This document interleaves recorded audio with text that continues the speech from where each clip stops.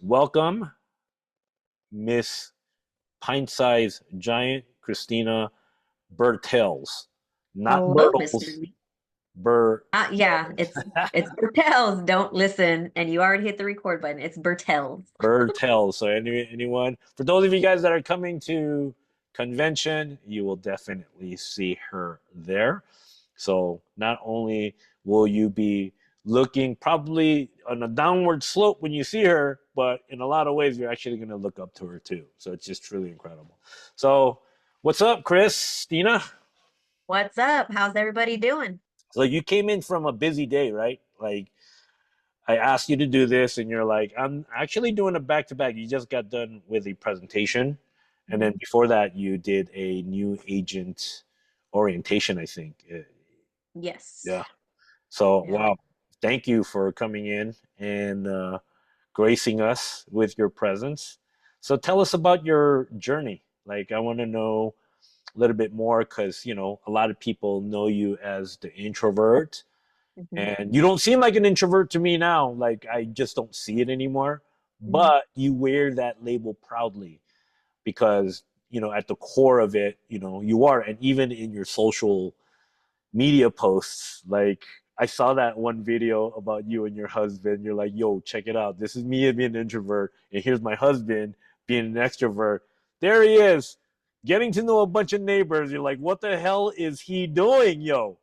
Every day, this guy, he's definitely a social butterfly. And listen, I'm not, but I think that's how we're able to complement each other. We just had someone knock on the door yesterday, and I posted this too.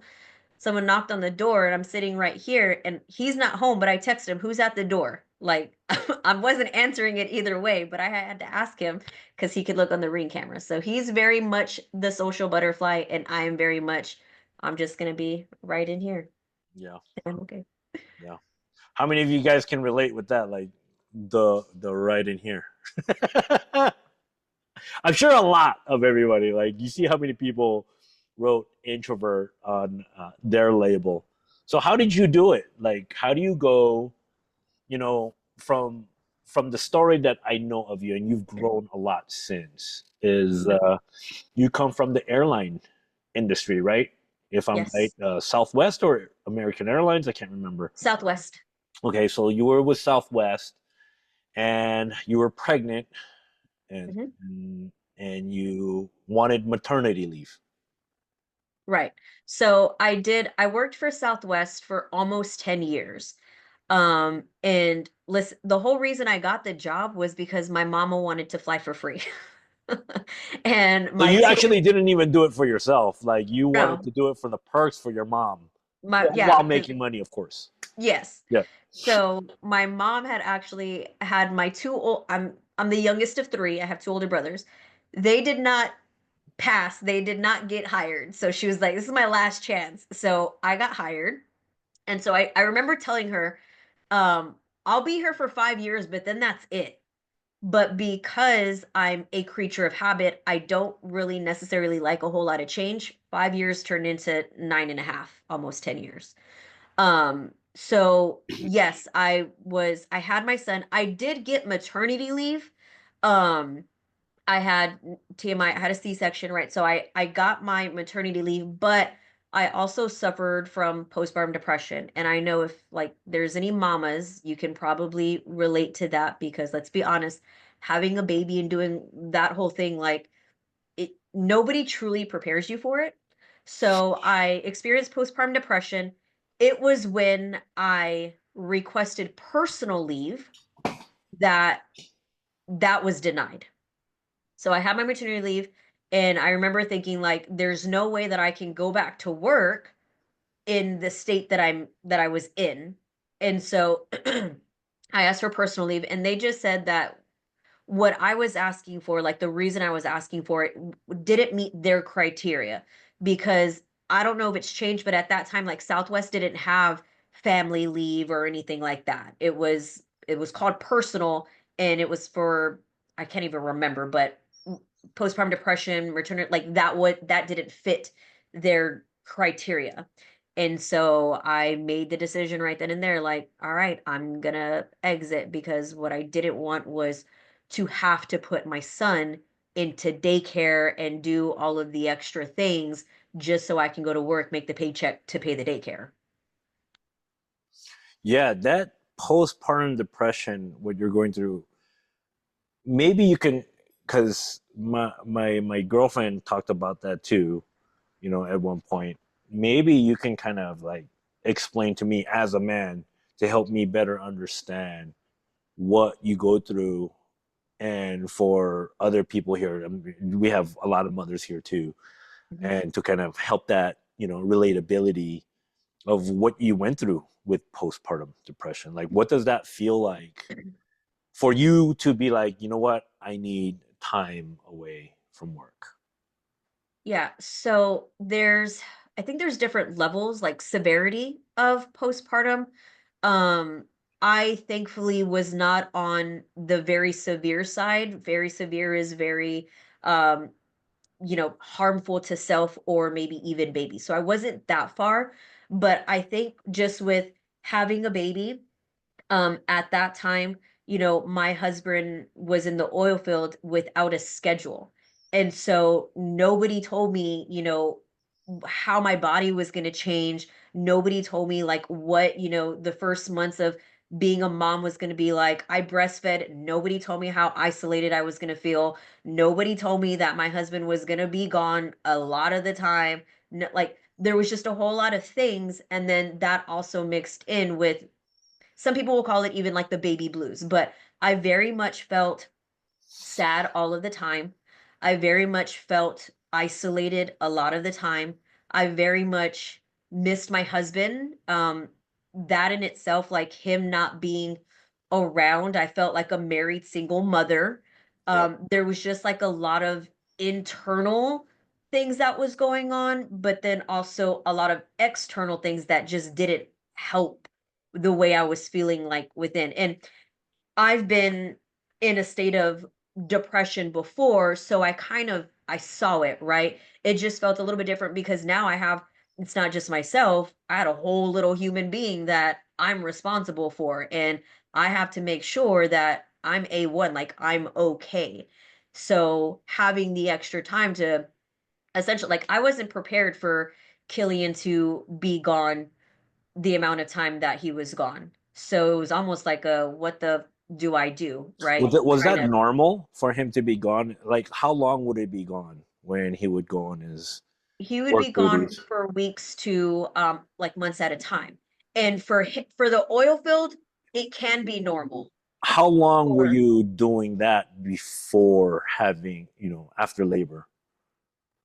Because so this is how you the met week him. that I was yeah, so our entire relationship, he Yeah. always had a schedule. Okay. He always had a 14 and 7 schedule. I had to be induced. I had gestational diabetes, so I had to be induced. Literally the week that I was going to be induced, um something happened with his job and they said, "Okay, you're no longer going to have this schedule." My entire pregnancy, 14 and 7, 14 and 7. The week I was being induced, no longer having a schedule. Hey, whenever they say it's go time, you're going to have to go. And I want to say, if I remember correctly, his first, they call it in the oil field, they call it a hitch, but you can look at it like military deployment or station or whatever. I wanna say it was New Mexico, if I remember correctly. So he was home for a few days after we brought Knox home from the hospital, and then he was gone. And that first one was, That a must few have been brutal. Like, it really was. Yeah. not only for you, but for him too. Like, Yeah. oh my gosh, I just had my son and I can't even enjoy Mhm. him. And then, Yeah. yeah, was it emotional? Very. And I'm gonna try not to get emotional now. But it was very, like, how can I it was just very lonely, if you will. It was very, like, again, I know I'm married, but where's my husband, Where's right? where's like family and all of this that can help you out in those times? So thankfully our son has amazing grandparents.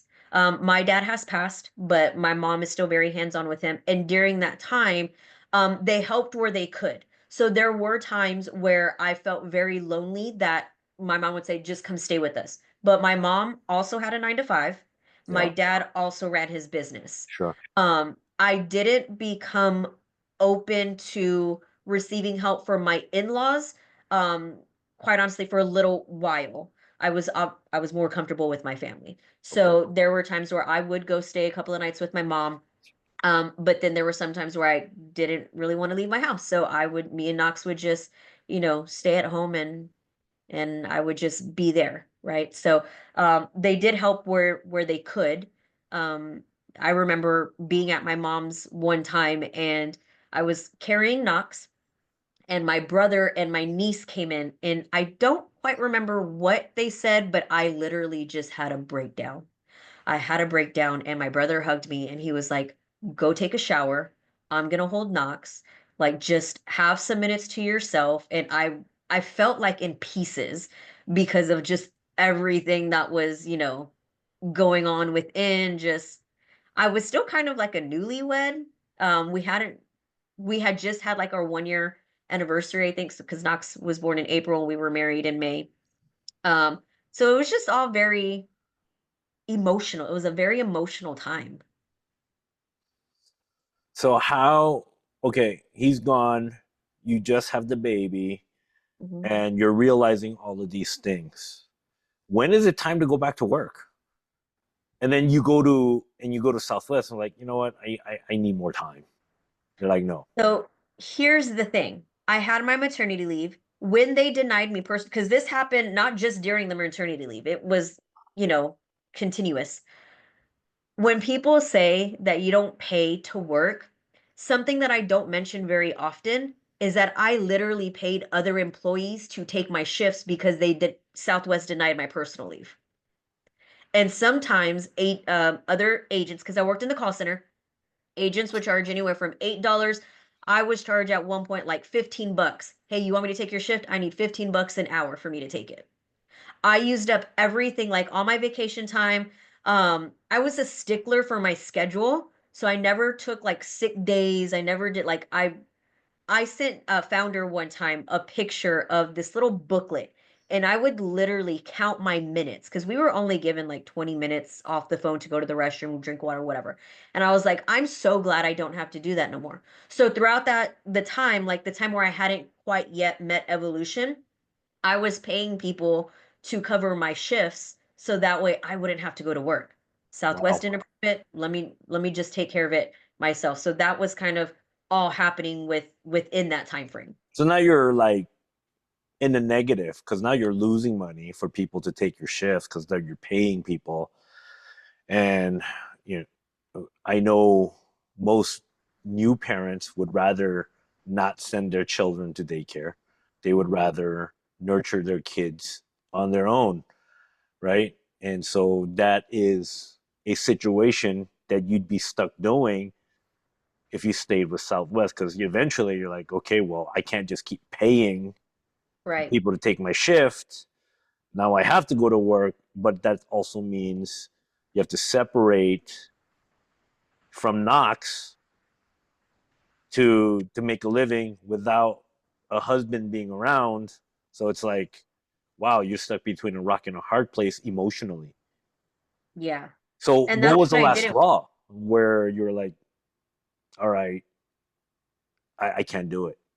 So there was a little bit of an overlap from me enrolling as an agent and me. I already knew that I wanted to get out of there, but I knew that I wasn't going to completely let it go until I had something in place. So And you I had one did. foot out the door, kind of. Yeah, for Okay. sure. Like I knew, and I had told my mom, I'm not staying here. Like I'm not putting my child in home daycare. Again, she had a 9 to 5, so she was limited on what she could help with. So I already knew there was going to be an exit. It was just a matter of when. I did look at different like work from homes. I looked at, doing travel agency from the ground up. And then obviously I found evolution and there was a little bit of an overlap there. And I said, all right, this is what I'm gonna do. Hmm. I'm now gonna go ahead and leave Southwest. Like I'm good with that, right? I did not, like you said, I'm in the negative. I don't want to have to return. Um, that's also about the time that or it happened a few months after, I guess, my dad's health started really declining. So I became an agent in July of 2019. And then, a month or so later, I decided to say, see you later, guys, and make my official exit there. So it was a bit of a transitionary step that you did.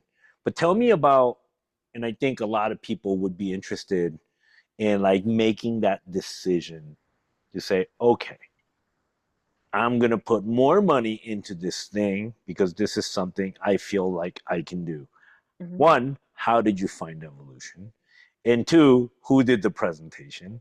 And three, like who did you partner up with to grow your business and get it to the success that it is today? So one, Amy Cabrera is my mentor, Yeah. and Facebook. Okay. So when I knew, okay, I'm gonna be exiting, it's a matter of when, Yeah. and I started looking for different things that I can do from home, I joined work from home groups. I joined, right, like that's what we say, join the groups. Mm-hmm. There was this one post, and I can't remember what the actual post was. It obviously had something to do with working from home. Amy was one of three people that I saw say that they were booking travel from home. Yeah. I responded to all of them. She was the only one that responded back. Mm-hmm. And so then she got me in the DMs Mm-hmm. and gave me the whole, well, we get to book with Disney. And I'm like, oh man, that sounds super cool, right? I would love Um, like if you go to this is your Facebook Messenger. yeah. You know what would be super cool if we can screenshot if you just scroll all the way to the top and see that first interaction. That'd be Do so you want me to awesome. do it? I've done it recently because and that's how I know, like, it took me a couple of messages back and forth to actually get on the meeting because listen, there was one time she scheduled me, but then she forgot to send me the Zoom information. Oops. Amy was just kind of getting started. So Yeah. Listen, we're gonna give grace. yeah, Rookie. rookie Um, moves. but yeah, listen, I'll go back and I'll look at those messages and screenshot. We Yeah, can use it for that'd be educational totally cool. purposes. Yeah, just to see like how the back and forth went. Yeah. So who did the presentation? It was Amy. Okay.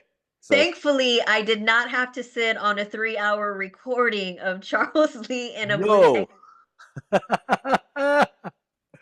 All right. So, like, I have a story on that. When we started, it was just me at the time.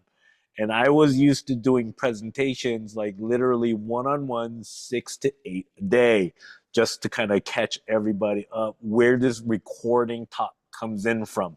And so, because it was just me, I was like, yo, it personally, this is super exhausting to say the same thing over and over again, like day in, day out. And so I had transitioned to Zoom. Guys, send everybody to me and I will explain the travel business model 2 times a day, 12 noon and at 6 p.m. And I was doing that for, you can imagine, 6 days a week, right? Twice a day. And that's just all me, by the way.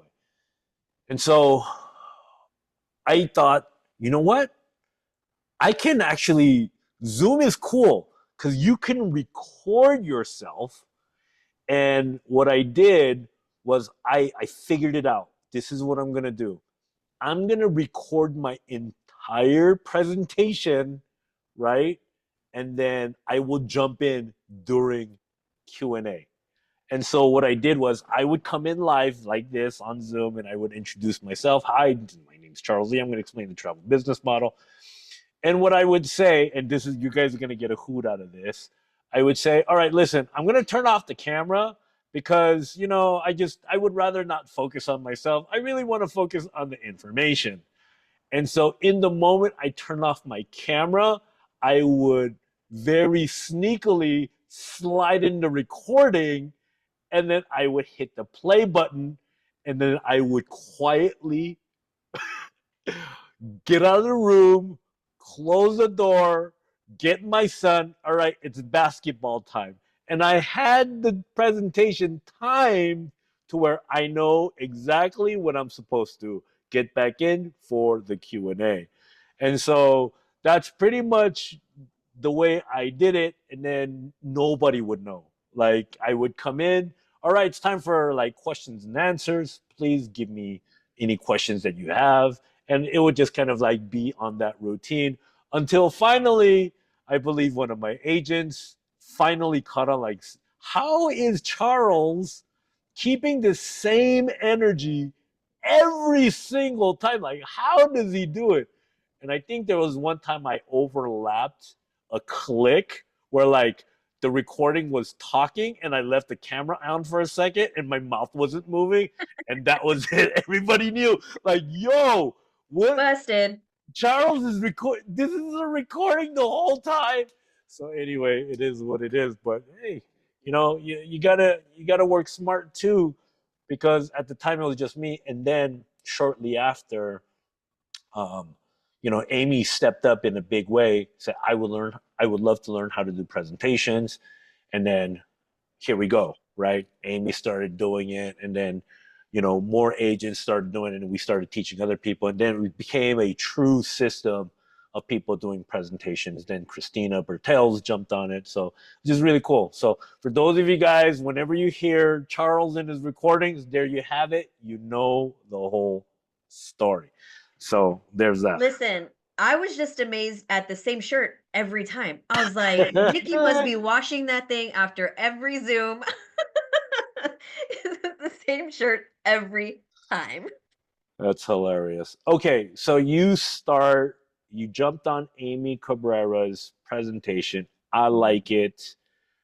Tell me, like, for especially a lot of people here that are, getting to meet you for the first time, what was your journey like? Um, How did you really kick it into gear? Like, because here, when we fast forward a few years after you actually got to get your husband to quit that oil rig job, mhm, because he, through this platform that we're all on right now, you're able to make enough to where, you know what, um, you don't have to go anymore. You can actually, and I think that's so huge because it's actually parallel to a lot of my story with Nicole, because it was an eye-opening experience. Oh, you can make money online. mhm. Like, it's actually happening, and the checks are rolling in. So Killian, like, oh, this isn't out for me. I can actually spend more time with my kid. And I think that's huge because, the old school of doing things, we're just so used to, right? Clocking in somewhere for 40 to 50 hours a week. And when we have the young ones at home, just like the Southwest situation, you don't get a lot of personal leave, and they don't really care because all they care about is actually the bottom line, right? Right. We're paying employees, we're providing health insurance, and da da da. You got to show up. And so, in a lot of ways, no matter what we're going through mentally, like we just have to kind of put that aside, or let alone, put our kids, in these critical years of having to raise them, to put them aside. So that way, obviously, we got to make a living. And so that's kind of that situation, but at a sacrifice of not being there for your Right. child. So I guess like your why was so large, right? Like you Mhm. saw an opportunity. And I remember you saying this, like, I want to just get my husband home. Yeah. That was important to me. And here's the thing is I feel like a lot of people when they're not put in a corner, they're okay to stay comfortable and stay with the safety net. Because let's be honest, at the end of the day, Oil field money is really good income, right? Especially if you're familiar with how much they make. Really good income. I could have easily said, you keep doing that, and me and Knox will be okay over here. Like he can grow up, you can be the dad, but in and out. But that's not what I wanted. Before we even had kids, I told him, your physical presence is always going to be more important, the presence that you can make money and buy. Always. So I put myself in the corner. I backed my back up against the wall and said, even though I know this, we could totally do this, I would rather have you home and be present for our family and actually have a relationship with our son than that. Because I remember having conversations with him, and he, like, we would talk about our families, and my parents, they both work 9 to 5 regular jobs, but they always made it a point to put us in sports, to show up to games, to take us on vacations, maybe not extravagant, but camping, something. They were very involved with us. His parents is almost like the opposite. When we talk about his family, it was a trip once every 5 years. My dad wasn't around. My dad was, and so that's what I didn't want. I said, I don't want any future children to grow up and be like, ah, my parents weren't around or my dad wasn't here. And so even though we very much could have stayed in the situation we were in, and I know I'm always going to be okay, I very much wanted him to be present in home. Yeah. So I made that the goal. I put my back up against the wall and I said, this is what I want.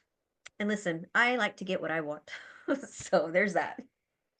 Yeah, there's something to be said about provision. Like just, you know, a, a lot of us, what we learn to do is, of course, get a really good job so we can provide. Mhm, And I have a really good story about that, actually, about my newfound siblings. And I thought that was really profound because I learned my lesson where I wasn't home, like you, as explaining, like, when I worked at the casino, I was missing a lot of the milestones with Shane, like the first time he actually took steps to walk and things like that. And so I would get the phone call from Nicole, like, oh, look, I recorded this for you. Can't wait for you to see him take his first mhm. steps. But in that moment, I'm like gutted inside because it's like I wish I was there because I wanna be there Right. in those moments. But you got to do what you got to do. So there's no harm in that. Here, fast forward when I found my brothers and sisters. Now they're all business owners too. They all have restaurants, as I learned. So my brother is like literally, I believe, about 19 to 20 years older than me, and my sister is about 16 years older than me, etc. And then my other brother is about 12 years older than me. So they have, and they're the traditional Koreans where they're, I believe, what, first generation Koreans coming into America. So, like how my brother explained it, they all told me that they have issues with their kids. All of them. Why? Because they don't have relationships with their children. Why? Because their aim and objective was start a business, work, save your money so you can provide for your children. Make as much money as you can because ultimately it's all going to go to the kids anyway, right? For their college and whatever else. But the sacrifice is that the parent was never home because Mhm. they're working and they're just making money to provide for their family. Granted, the kids got everything that they wanted. But you know what was surprising to me? How my brother was telling me that my son says he doesn't ever want to hang out with me. That there was a very large period of time where he just said he hated me, and that means that there was a loss of relationship of how much regret. And even in the son's own words, you never spent time with me growing up, ever. Now, let's go ahead and talk about my sister. It's the same thing, right? Like, it's just she was single parenting, no father in the house or anything like that. and she has a son that she kind of like told what to do, and same kind of process, like he has so much like resentment toward the parents because like they were just never available because they were just so busy, with the business. Now, I'm going to translate it to our story. Is one of the greatest things that I feel could have happened was kind of break that cycle, especially for my son. And I can honestly say, and I think you can too, it is because of this business that we have Mhm. here that we were able to be present for our children. Yeah, our children gets to see us work at home, so we're at least physically at home. So in the event anything happens, we can be there at all those times, being present. Mhm. Yeah. So I I really take that your story really resonates. How you were willing to take that action to put your back against the corner so that way you don't fall into that trap, because I'm basically telling you a story that is a fast forward of what could have been Mhm. a son that's resentful toward their parents because the parents were never home. Yeah. And if I were to relate it even to my story, my mom is the same thing. She is such a hard worker, and she was also a single parent, and she owned like a factory making clothes. But growing up as a teen, I didn't have a father to coach me through like how to, you know, how to act in high school, how to Mhm. deal with failure, how to pick myself up, how to deal with things in the face of adversity or, rejection and things like that. I was just oftentimes alone, and because without that guidance, it led me to so many bad things. Juvenile hall, you know, hanging around with the wrong people, because they too don't have parents at home or some situation, and we just migrated toward each other, and all we did was get into trouble, and so there was a large part of me growing up that had resentment toward my mom because you weren't there for me, mom. I had to raise myself. And that's the language that actually happened. And like in my opinion, one of the worst things for a growing young boy is to not have the father at home. You know what I mean? And so like Yeah. your story truly resonates with me because you, in a way, like you maybe weren't thinking that far ahead, but you intrinsically knew, like, I just want my husband and I want Knox's father at home, and for you to be able to take that action. Yeah. Big. And it's crazy because the first couple of years, right? Because we essentially stayed in the oil field for a couple few years after I became an agent. Every time he would come home, him and Knox would have to get to know him all over again, essentially, because he was with me 24/7, and Killian would obviously kind of come and go, right? And Killian would also have to kind of get to know him again. Well, what's he doing now? What's this? What's that? Now, th- Killian is Knox's best buddy. Like Killian Knox will be like, "Ma, you can go over there. Me and Dad, we're gonna go do this." Like they are the best of friends. And although sometimes I'm like, "But what about me?" I have to sit back and I have to think like it's the gift, right? And Killian will tell me all the time, um, "Thank you." Like be without you doing what you do, I would still be over here. Like I wouldn't have this relationship with my son. And Killian, like, lives for being a father, you guys. Like, he just absolutely loves being a dad. And so for him, it's just like, that's like his glow up is, he got to go from this and completely night and day go and be a father. Like, he's the one who said, "Hey, I'm ready for kids." After we said we would wait, he's like, "No, I'm ready for kids. Let's go ahead." I'm like, "Bro, slow down." And, now here we are. But yeah, it's night and day. They're best friends. So we know what happened, but how did you get there? Right? Like here you go, you start. How long did it take from starting the business to getting to that point where you bring Killian home?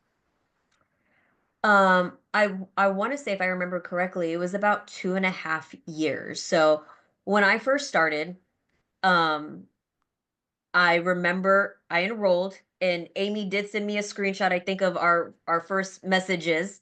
And she said I wouldn't even give her my phone number. So accurate. Listen, I didn't even put my name in the Zoom. I was just KG, I think, if I remember correctly. But I remember I enrolled. I was like, okay, I'm gonna do this thing.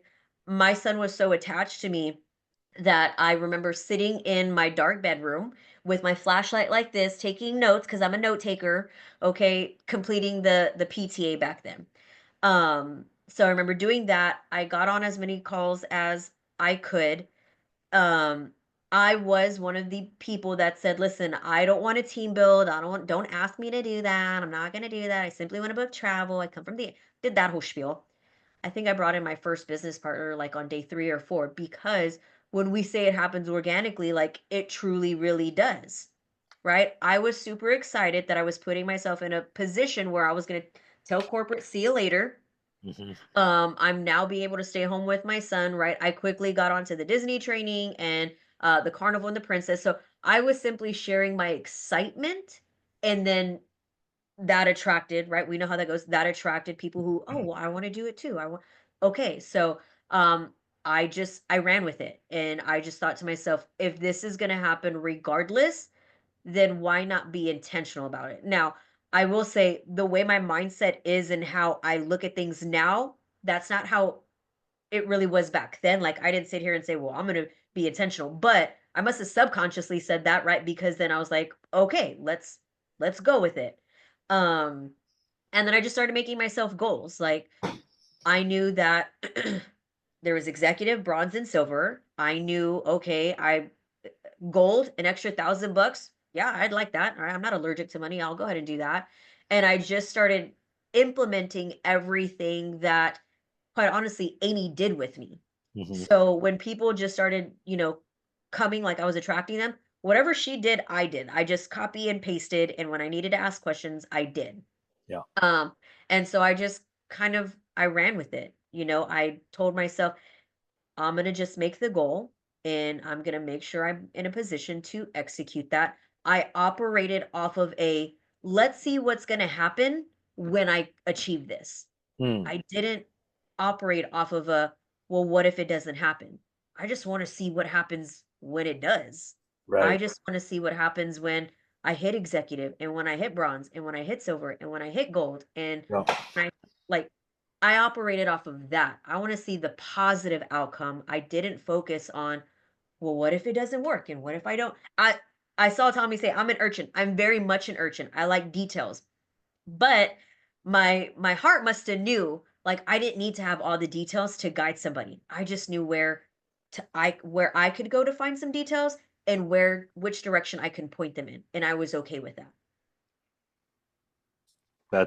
That's extremely powerful. So you just follow, like, you didn't even have to get overly creative. That's what I'm hearing. Like, you know what? I'm just gonna do what Amy shows me, and then let's just see what happens, right? Just Yeah, for in the most that. part. And so, sure enough, you're getting a lot of traction there. People are inquiring, and Mhm, you just basically did a rinse and repeat. mhm. I'm gonna do what Amy does, and then whatever she does, I'm gonna do, and then sure enough, the building blocks started taking place. Yeah. And one of the things that I want to highlight that truly stood out to me, especially with Amy and her team Infinity, is how much like uh, nurturing that she puts and how much like heartfelt commitment that she puts into her team. And of course, just like anything, there has been some bumpy roads along the way. And, it can question people's loyalty. And one of the things that like I really saw that stood out in you is your undying loyalty and never forgetting the roots of like who brought you along the way and just created this culture. And I love even in your speeches and everything that you say when you get the accolades, when people clap their hands for you, that you a lot of times deflect, and your humility just absolutely shines because you really, just kind of translate that to, your team and how much you love your team. Because I guess, you gain all these relationships along the way. Yeah. So one, I am a very loyal person. Um, and I operate off of I'm going to be loyal to you, right? Be loyal to me. But I've always been that way. I don't know if it's my zodiac sign, my last name, or what, but I am a very loyal person. And when it comes to like speeches and hitting ranks and thanking my team, at the end of the day, I remember you saying, if I have to bring 300 people on myself, I will. And I operated off of that. But at the end of the day, when I hit platinum, I didn't do that by myself. Of course not. When I hit 1 star, I didn't do that by myself. That's right. Like, one of the goals that I had, because I am very family oriented, and I tell this to my team all the time, is when I really started piecing together, okay, I'm a silver, right? And Amy says, okay, now go do your team chat, right? Okay, like now I gotta go do a team chat, right? Now what name do I make? I knew from the beginning that I wanted to build an organization, a community of people who could really lean on each other. Like, because I'm family oriented, I wanted that same energy in my team, within my community, if you will. Um, and so that's what I mean, even to this day, I still strive for that, because we have new agents coming in. And I want them to know that we do work as like VP says, one band, one sound, right? If you need help and maybe I don't know the answer, your sponsor doesn't know the answer, there's somebody else within our organization that can. There's somebody else in the company that can. And so I really strived to build that, and I still strive to continue to have that within JSS. What are some of the biggest relationships that you've grown in this business? Whew. Listen, as I'm gonna say an introvert, I've only ever had no more than literally a handful of friends, like people I would call friends, best friends, lifelong friends, my entire life. One thing that I wasn't expecting coming into the business is the relationships, the friendships, quite honestly, the sisterhood that I would get. So I remember coming in, right, very much like I had the thought process of, well, if I've ran another business before and I've done it with my family. I had a mindset of like I can do this by myself, right? Like I'm okay. But then having Amy Cabrera as your sponsor, right? She pulls you out of your comfort zone. She does all her little whimsical things and whatnot. Um, in my early stages, her and Tommy is who I leaned on. Me and Tommy built, a great friendship. Me and Amy have built a great friendship. They're one of my closest friends. Obviously, Tommy's linear. Amy is above, or my lineage, what have you. um we always worked together, and they were very much like my sounding board, if you will. Yeah. And then here comes Ashley Hawaiian, right? She's technically, I think, like 7 or 8 removed from me. But then our friendship has grown to be a very close friendship. Then you got Jessica Coco. Like, people don't realize that when you come into the business, if you allow it to happen, you can really get beautiful friendships, beautiful relationships out of it. Right? Yeah, three right, 3 a.m. night sessions, right? Doing all the things. Um, you just gotta be open to it. And I'm someone I don't trust very easily, but I can go off of energy and I go off of vibes, and those are genuine, right? Like when they're in the trenches with you and you're saying like, "Man, I really want to bring my husband home." And they're like, "Yeah, well, that's what we're going to do." When your goals become their goals and their goals become yours, like now you have people may call it clicky. I call it having the same vision. And I call it wanting to run at the same speed and having the same goal and just running with each other. Yeah. Yeah, I never understood I I kind of like never really bought into the whole clicky thing, because everyone is going to surround themselves with like-minded people that most resonate with their ideals. So, will there be a clique or a group of people that you work with that ideally have the same philosophy and vision? Absolutely. But for it to call it clicky, like, I don't know, um, like every group, every company, every corporation, heck, even the administration today, like clicky, right? Like, here's, you know, the president's clique of people where they just have a trusted circle that they're going to operate with.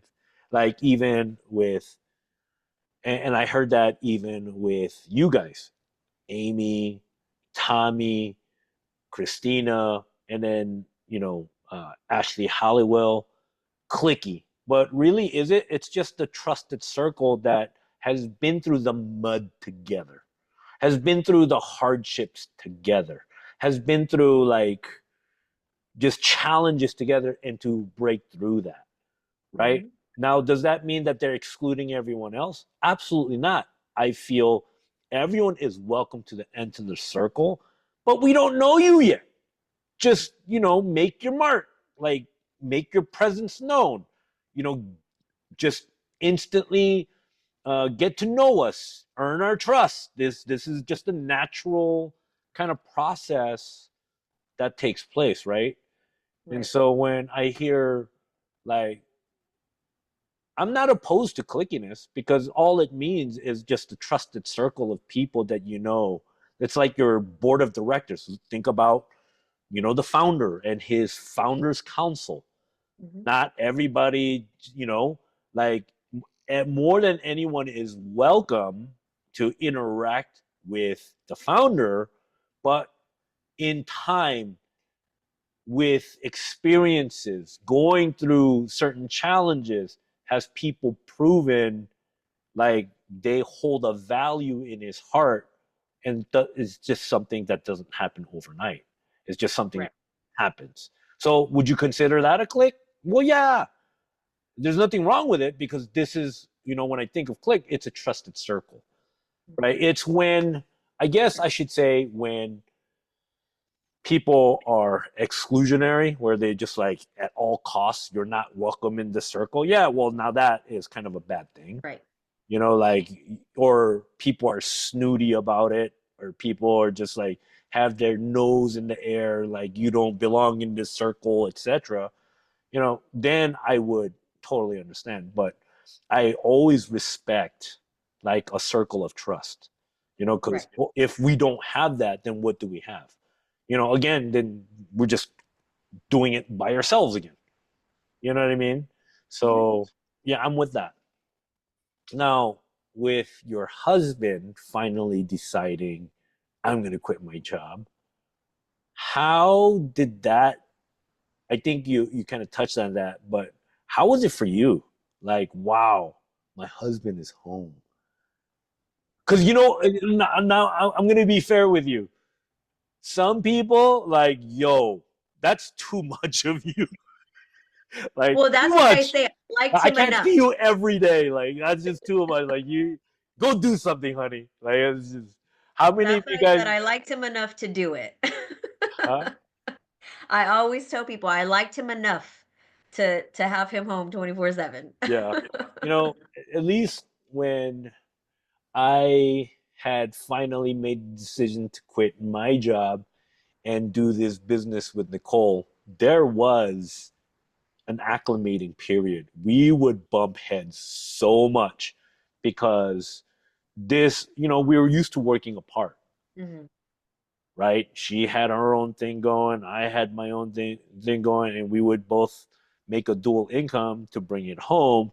But it's a whole different ball game when you come home and aim to work together. Mhm. There is a thing where you have a relationship with somebody romantically, but it's a whole nother thing when you're building a business together as partners. and to be able to conform and acclimate to that aspect, and you're not going to agree on everything, right? It's not all the time because Right. there's personalities.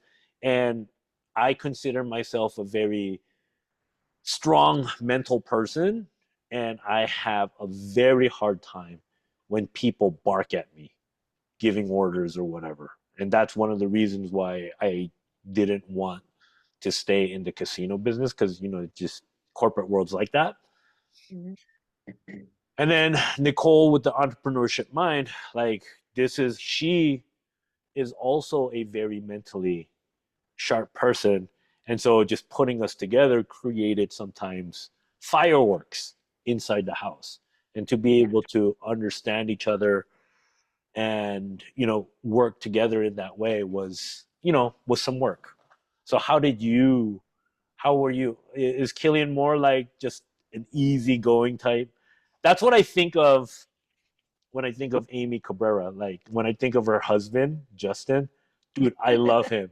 And he's probably one of the most smoothest, easiest guys. That's a whole nother story. I'm gonna have to have Amy answer really that part. But how do you like, to be able to work together is huge. You know what I mean? So Killian is very easygoing. Yeah. Um, and when he first quit, he was home. He It was a little surreal in the beginning, like, I mean, even now when we look back and we're like, "Shit, it's been like 3 years, Yeah. bro." You know? So he's very easygoing, but he still had the I need to be told what to do, when to do, and how to do it mindset. And so in the beginning, it was he took on kid duties, so he started dropping Knox off at school and picking him up, and then, he would come back. We had told ourselves, "Okay, let's give you some time to actually, like, let your body rest because oil field is hard on the body. Like, you've been working nonstop for I can't even remember how many years. So, like, let's just give you kind of that time, right?" So then he took on, he would make me breakfast and cook me lunch, and he did all the things, right? When it came down to like, okay, let me teach you the business, that's where our heads kind of clashed. Yeah. And even a while back, I had to ask Ashley, I was like, listen, um, I don't know if it's because I know he's my husband. Like, I can give patience to agents, but when it's my husband, it's almost like I need you to pick this up and I need you to pick it up quick. Yeah. So I had to ask Ashley, I was like, can you get on Zoom with him and you just teach him? Because my patience does not extend to him, I guess, right? And Oh. so she did. She hooked me up and she did that. Now that's Um, teamwork right there. Good job, Ashley. that is That's teamwork. huge. So she did that, right? So because he's a little more easygoing and I'm a little bit more feisty, that's kind of where we can butt heads. And that's where we did, like, in just trying to teach him, he's got ADD. He, is a little dyslexic. There's some learning issues, right? So having the patience, me, where I'm like, let's go, go, go, we would kind of clash. Mm. And so I would have to like bring myself down and say, okay, girl, like you need to give the grace. You need to, just teach him. And one thing that I learned from Eric Thomas and I tried to like instill in him is a lot of people like to say, well, I have ADD or I have ADHD or I have a learning disability. And one thing I heard Eric Thomas say that I really liked, and I told him I encourage you to adapt it, is it's not that you have ADD, ADHD, or you're dyslexic. You just learn differently. Yeah. Just take more time learning that. That doesn't necessarily mean like, I know back in the day people would say like, oh, then there's something wrong with you. And I think that's kind of like the mindset he has.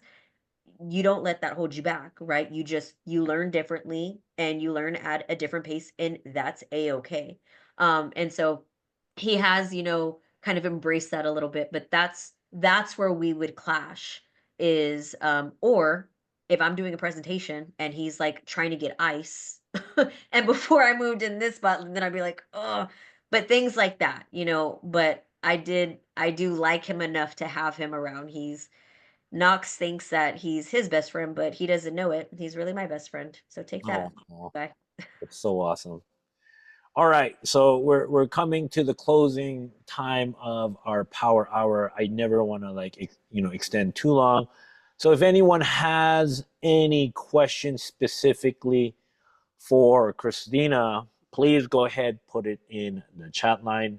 So that way, if you have anything specific that you want to ask her, it'd be great. I think there was a lot that we were able to get out of this conversation. And I hope in a lot of ways that you guys really picked up a lot of things too. But if you guys have any questions, please feel free to go ahead put it in the chat while she's here, you know? So here is one question from Amanda. What pushes you daily to get out of your bubble, your introverted bubble? Is that would that be a fair question? Is that kind of like Yeah. Um, Not having to send my husband back to the oil field and not having to get a 9 to 5. so that was what was willing to get you out of your comfort zone? Hmm. I don't ever want to be in a position where um I have to look at Killian and be like, all right, bro, this was cool, nice and all. Thanks for being here, but I gotta send you back, right? And I don't ever want to be in a position where I gotta go put in an application somewhere because I'll throw up in my mouth. Yeah. What's been a standout piece of advice you wish you'd had earlier in your Mm. journey? I might have to ponder on that one. Heidi's hit me with a good one. What's been a standout piece of advice you wish you had earlier? I don't know that there's one single piece of advice. I look at a lot of things as like a puzzle, and I think there's pieces of advice that's kind of helped me. One thing that I learned from Charles is you have to meet people where they are. I very much, and I've had a conversation with Amy before where it's like I operated off of a just get it done mentality. So if I'm being completely transparent, sometimes it's hard for me to not put that onto others. Where, like, when someone says, "Hey, I want to be a gold consultant," and I'm like, "All right, let's do it," but then they hit me with, "Oh, well, my kids this and my this that and this and that," and for me, like, I don't recall giving Amy those reasons, right? I remember using that as fuel, and so sometimes it's hard for me to not say like, "Let's just get it done." So meeting people where they are and understanding you have your journey and they have theirs even as junior partners. And although a lot of times being like a leader, you want things for your junior partners, you can't want it as bad as they do. Like you can't want it for them and you can't do it for them. So it's like having kids. I always say it's like having kids, right? Like I may want you to be a doctor, but you may want to be a teacher. I don't know. So I can't push my goals on you and expect you to achieve them. So you just got to meet people where they are and understand not everybody's going to operate like you do. Not everybody's going to have the mindset like you do. Not everybody's going to have the Nike mindset, just do it, Everybody's going to operate on their own. And so you just have to have like patience and give people grace. And all that jazz. So multiple pieces of advice that Yeah. I've gotten. What's the best way to find a good mentor? So a lot of people seem to think that you only can rely on the person who brought you in. And quite honestly, I'm the type of person I go off of energy and I go off of like vibes. And that may sound super, super weird, right? But I'm not going to befriend someone who's going to give me bad energy and bad vibes.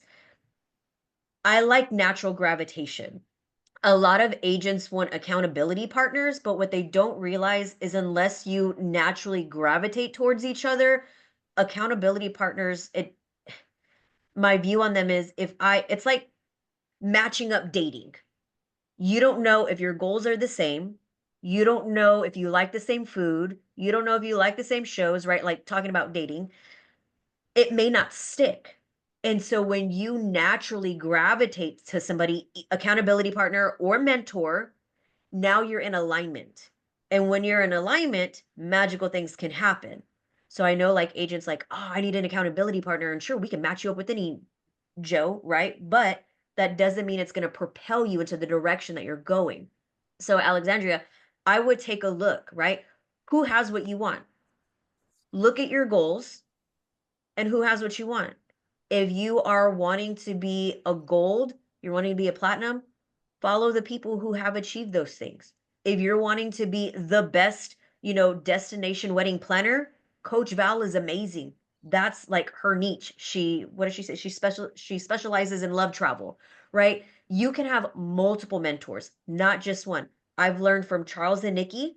I've learned from our founder David McCovey. I learned from Amy. I've learned from Tommy. I've learned from people who've come in, after me. Jessica Coco. I've learned from Ashley Hawaiian, right? You pick up things from all kinds of people, and more than one person can be your mentor. So I hope that helps. Last question. What was the most uncomfortable thing you had to overcome in this business and how did you do it? I don't know about uncomfortable, but one of the most nerve-wracking was probably training at convention. Training Getting at on that stage? convention. Yeah. Well, and before that, me and Tommy were partnered to do breakout rooms, the convention before that. And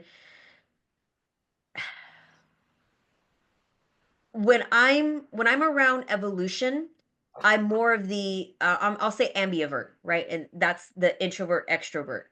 Um, because I do get energy from being around like-minded people, people who have the same goals that I do, people who understand the same struggles that I go through day in and day out with this, right? But when we're talking about getting in front of like hundreds of people and being on a stage or being in a breakout room for, 4 to 5 hours, and that for me, that becomes like I get super nervous and I get super anxious. And so I just got to do my thing to kind of de-anxify me. But I would say, did I just make up a word? Yeah, I think so. Yeah. But I get it. All right. Cool. I think that's we're running a little bit over. I hope you guys got a lot of value. Thank you so much, Kristina Bertels, the pint-sized giant, for coming and just sharing a lot of your insight, your story, and just your journey of how you were able to get to where you are today. So I hope everyone who came in today really just took something from this story and how you can make it into yours. So with that said, we're closing out on March now. Spring is upon us. The weather is getting hot. Summer is around the corner. If you're just getting started, now is a great time to let people know you exist because summer vacation is coming up. A lot of parents and a lot of people are going to be looking to travel this coming summer. So, you definitely want to get ahead of that. So, with that said, thank you for coming to today's Power Hour. Appreciate you guys. Looking forward to seeing you guys on the next one. My goal and my mission is to just help you guys by all means so that way you can truly succeed into this business. So thank you again, everybody that came to today's Power Hour. May God bless you guys all and keep you guys healthy, shield you guys, and just give you all the protection and healing that you guys need in your life. So with that said, thank you so much, and we'll see you guys on to the next one. Thank you again. If you want to put your socials in there, Kristina, let everybody know what your socials are so people can connect with you, follow you, and all that noise. So please, everyone, for those of you guys that aren't following her, give her a huge follow. Let me guess, you sent that to a specific somebody? Yes.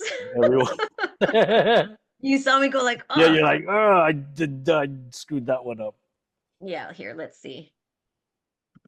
I should have been prepared. Why does it keep doing that? I don't know. Anyway, it's Christina Guadiano Bertels on Facebook and Love Always Christina on TikTok.